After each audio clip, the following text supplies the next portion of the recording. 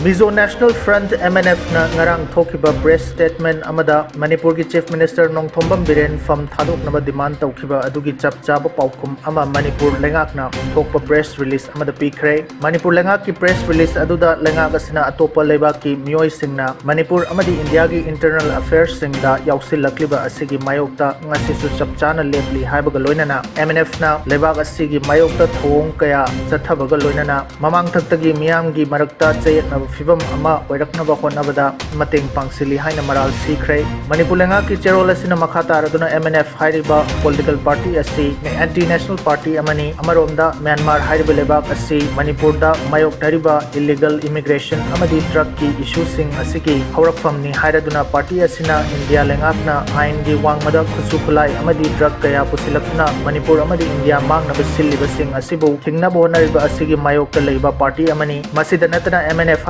party asi matam amagi Assam gi Mizo district amada Assam lengak ki mayok ta khongjang changsing khiba party amani Manipur da hojik thokliba wathok asi mapung oina Myanmar dagi changsilakpa illegal immigrants singna thokhan mani masima Chief Minister N Biren gi liching makhada chatharakliba war on drugs campaign na Myanmar gi poppy cultivation gi senmit londa achauba chaitheng ama pirubadagi thoklakpani Manipur da thokliba wathok asida kuki furuk ki miyoi singda narco terrorist singna sel thadai haiba asi kaudaba fai haraduna wathok asi Manipur lengakna atopa lining laisol gi mayokta paikhalakpa policy amana thokalakpani haina maral sirakliba asi yumfam yaudabani Manipur da hojik kukina namna taba mafam singda mausa ga chanadaba mawongda hana leramdaba anauba khul kaya ama hengalakliba asi karigino haiba khangjinba fai issue asimak Mizoram da su thokliba laikhrabani matam amada Myanmar dagi Mizoram da changsilakpa mitok ki masing ka hena hengalakpadagi Mizoram lengakna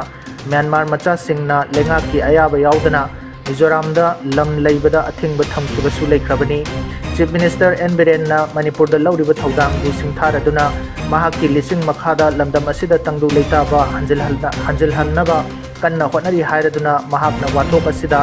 lanjenariba miyoi lising humfugi leifam chafam piduna amadi lut tawkiba khulai sing phagatnaba lepa leitana combing operation chathariba asi khangjinba fai haina phongdokli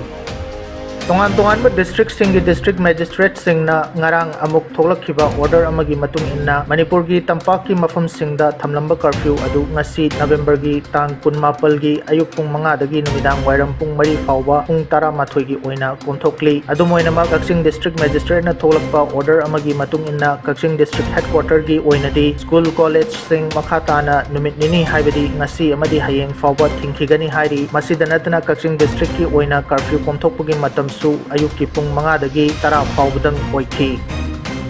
चलिबा था सिगी तांग 19 गुवाहाटी की सरू सजाइदा लैबा Indira Gandhi athletic stadium दा अहानबा north east para sports meet 2024 हौदोखरे मणिपुर की ओइना पैरालंपिक कमिटी मणिपुर की मिटिंग मखादा सानरोई तरागा तरुक अमदी ऑफिशियल तरुक न सरुक यारी हौजिक फाउबगी ओइना एथलेटिक एंड बैडमिंटन मसानादा मणिपुर न गोल्ड तरुक अमदी सिल्वर अनि फंगबंगमखरे गोल्ड सिंग अदु बैडमिंटन दा राल्पी अग्रुंखम शॉटपुट द्वार्फ की ओइना हिरोम मनोज सिंह विजुअली इंपेयर्ड की ओइना ख्वाइरकम जॉय कुमार 400 मीटर अमदी 200 मीटर की ओइना मोहम्मद बहाउद्दीन ना लौखिबनी लोइनना सिल्वर मेडल अनि अदुना 100 मीटर अमसुंग डिस्कस थ्रो दा मथंग सेटना मोहम्मद बहाउद्दीन अमदी हिरोम मनोज ना फंगबंगमखी हाइरिबा अहानबा north east para sports meet 2024 असिगी ओइना डॉक्टर किरण येंद्रेनबमना chief de mission Paralympic committee Manipur के प्रेसिडेंट बीरेंद्र सिंह कांगजमना हेड कोच गुरु अरिबम रंजन ना ऑफिशियल मोइरांगथेम संध्या देवी ना इंचार्ज अमदी असिस्टेंट ओइना KSH किनोरिश अमदी मोइरांगथेम नीना देवी अनीना मणिपुर की ऑफिशियल ओइना सरुक यारी